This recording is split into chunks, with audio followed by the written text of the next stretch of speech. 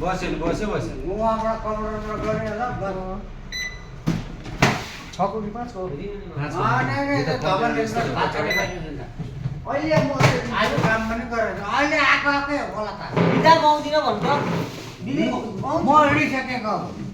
पैसै छैन भन्दै नङ्गै पाइनु पैसा चाहिँ दिँदैनौ कस्तो कुरा गर्छ मामा हिँडी गएको भन न अब म चाहिँ हेलमेट हिँडेको पैसै छैन कस्तो छैन पैसा 50 रुपियाँ 100 रुपियाँ चाहियो मलाई पैसै छैन मामा बुझ्छु नि यो मा चोट्टा हो नि तिमीहरू नि चोट्टा त सब थाहा भइसक्यो कि दिल लागि होइन कि म त सिधा सिधी भन्दैछु नि कसले लिएर आयो कसले लिएर आएन कस्तो बेच्दिनु गर्छ मैले फेसबुकमा चाहिँ गयो अब भोलिको दिनमा मामाले तेरो पार्सल गयो मामाले अस्ति पार्सल गरेको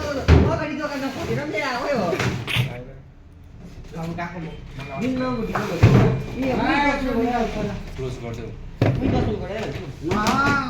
आउँछ 100 रुपियाँ आउँछु हो दिदीले पनि आउँछु भइहाल्छ